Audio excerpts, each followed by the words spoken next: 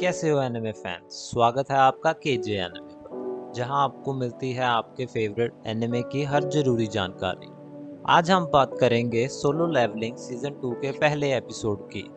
ये एपिसोड हमारे लिए काफी एक्साइटिंग है क्योंकि इसमें जिनवू की पावर और उसका कैरेक्टर काफी इवॉल्व होता है। लेकिन शुरू करने से पहले एक छोटी सी रिकैप लेते हैं सीजन 1 के फिनाले की।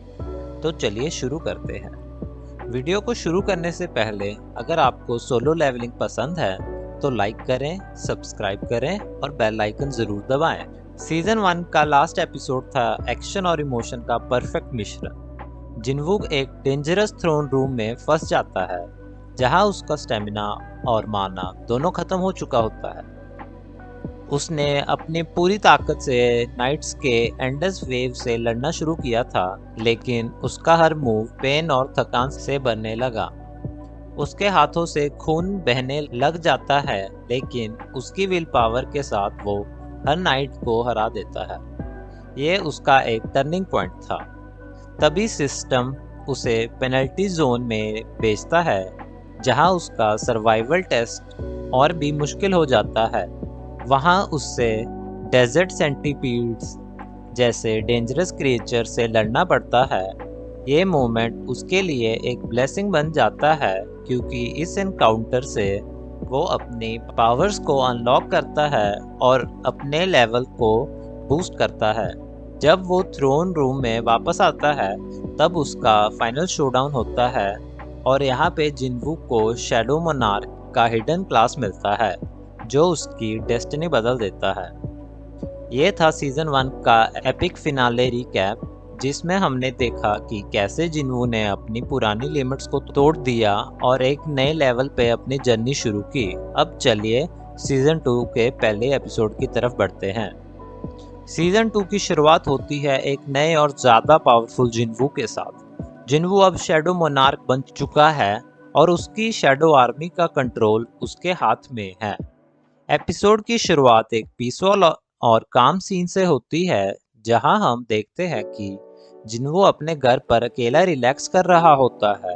तभी उसकी बहन जिना उसे कॉल करती है और उसे स्कूल की पेरेंट टीचर मीटिंग की याद दिलाती है। यहाँ जिनवू का कैरेक्टर थोड़ा लाइट हार्टेड और नॉर्मल दिखाई देता है, बिल्कुल अपने पुराने सेल्फ के जैसे। लेकिन जब वो स्कूल पहुंचता है तो उसका ट्रांसफॉर्मेशन सबको चौंका देता है। जिनवू की अपीयरेंस अब कंप्लीटली बदल चुकी है।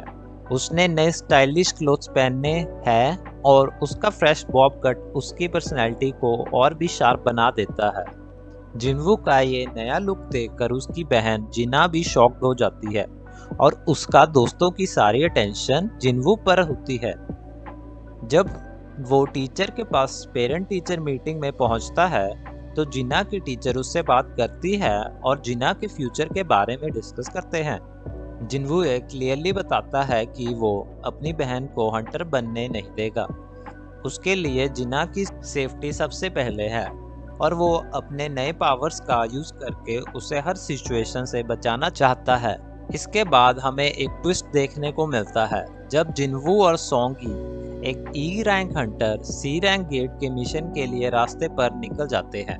मिशन का पर्पस है डेंजरस मॉन्स्टर्स को हैंडल करना। लेकिन जैसे ही वो मिशन पे निकलते हैं कुछ अनएक्सपेक्टेड इवेंट्स होते हैं। ये मिशन अब उसके लिए सिर्फ एक टेस्ट नहीं बल्कि उसकी सर्वाइवल के लिए एक बड़ी फाइट बन जाता है। मिशन के दौरान एक रेड गेट खुल जाता है और सब कुछ बदल जाता है। जिनवू और सोंगी को एक बर्फ से भरे डेंजरस वर्ल्ड में फंस जाते हैं। ये नए वर्ल्ड में उनको अननोन थ्रेट्स का सामना करना पड़ता है। यहाँ जिनवू अपने कॉम्बैट स्किल्स और शैडो आर्मी का पूरा इस्तेमाल करता है। एक मोमेंट आता है जब आइस एल्व्स से उन पर अटैक होता है। जिनवू के पास टाइम कम होता है, लेकिन वो अपने अमेजिंग रिफ्लेक्सेस और स्पीड के साथ सोंगी को आइस एरो से बचाता है। इस सीन में हम जिनवू के स्ट्रेटेजिक और क्विक थिंकिंग साइड को देखते हैं। ये मोमेंट्स उसकी लीडरशिप स्किल्स को हाईलाइट करते हैं, जो हमें आगे चलकर और भी पावरफुल और इंटेंस दिखाई देंगी। एपिसोड के एंड में हम जिनवू के काम और स्ट्रेटेजिक साइड को देखते हैं, जब वो पूरी सिचुएशन को कंट्रोल करता है और अपनी टीम को सेफ रखता है। ये सीन उसकी लीडरशिप और टेक्निकल स्किल्स को हाईलाइट करता है। जिनवू का डिसीजन मेकिंग प्रोसेस हमेशा कैलकुलेटेड और फोकस्ड होता है, जो उसे एक आइडियल लीडर बनाता है। जब जिनवू डंजन में फंसा होता है, हुआंग डोंगसू अमेरिका से कोरिया आता है और वो जिनचुल उसका एयरपोर्ट पर स्वागत करता है। हुआंग कोरिया की पुरानी सोच से थोड़ा नाराज ये देखकर हैरान होता है कि हंटर एसोसिएशन का मैनेजर उसका स्वागत करने आया है। वो जिनचुल से कहता है कि उसे कोरिया में ज़्यादा दिन रुकने का मन नहीं है।